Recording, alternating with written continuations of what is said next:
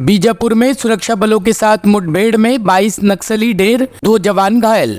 छत्तीसगढ़ के नक्सल प्रभावित बीजापुर जिले में सुरक्षा बलों ने मुठभेड़ में 12 नक्सलियों को मार गिराया। पुलिस अधिकारियों ने ये जानकारी दी। पुलिस के मुताबिक क्षेत्र में बारूदी सुरंग विस्फोट में 2 जवान भी घायल हुए हैं। पुलिस अधिकारियों ने बताया कि जिले के गंगालूर थाना क्षेत्र के अंतर्गत इडिया गाँव के जंगल में सुरक्षा बलों ने मुठभेड़ में 12 नक्सलियों को मार गिराया। राज्य के मुख्यमंत्री विष्णुदेव साय ने इसे बड़ी सफलता करार दिया है और सुरक्षा बलों को बधाई दी है। साय ने यहाँ संवाददाताओं से कहा कि गंगालूर इलाके में सुरक्षा कर्मियों और नक्सलियों के बीच मुठभेड़ खत्म हो गई है। हमारे सुरक्षा बलों को एक बड़ी सफलता मिली है।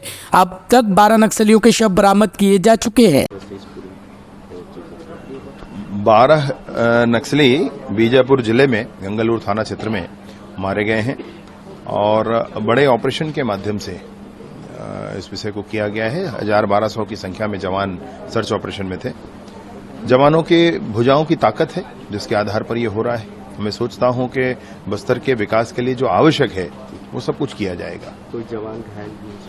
एक आईईडी के माध्यम से एक जवान को थोड़ी चोट आई है, लेकिन वो खतरे से बाहर है, बिल्कुल खतरे से बाहर है। भाजपा की सरकार बनने के बाद ये 4-5 महीनों में 100 से ज्यादा नक्सली जो है वो मारे गए जवानों के द्वारा। किस तरह से?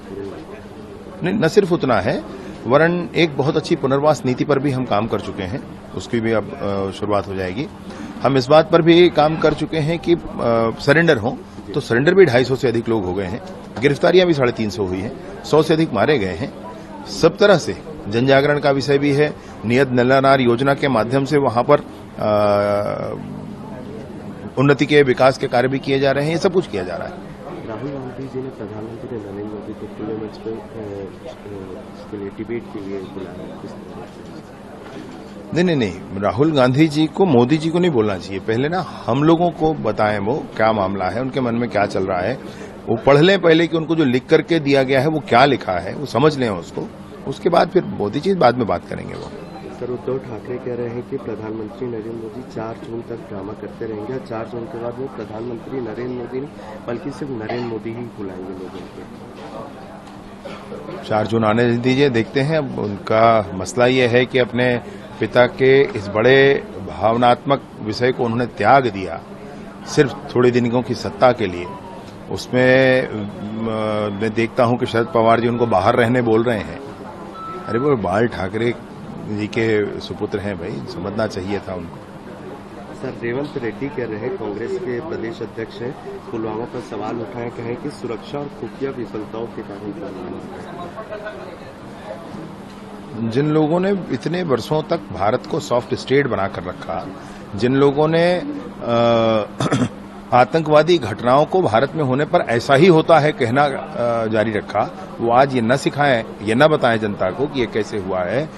अब 2014 के बाद कोई आतंकवादी घटना नहीं दिखती है देश में। सीमाएं सुरक्षित हुई हैं, सीमाओं में इंफ्रास्ट्रक्चर बहुत डेवलप हुआ है। अब इनको कहाँ कौन बताएगा, हम जनता को बता रहे हैं, जनता समझ रही है बात। सर, विनोद शर्मा है, उन्होंने कांग्रेस से इस्तीफा दे दिया और कहा है कि कांग्रेस में अब जंगल राज हो रहा है और कांग्रेस उनका समर्थन कर रही है जो 100 टुकड़े करने की बात करते हैं। हाँ, ऐसा ही ना है, ऐसा ही है वो ठीक। मतलब जब भी आदमी को मन में अच्छे विचार आते हैं तो उस अच्छे विचार पर काम करना चाहिए। तो जो लोग भी कांग्रेस छोड़ करके कहीं दूसरी जगह काम शुरू कर रहे हैं वो मेरा ख्याल है बिल्कुल ठीक कर रहे हैं।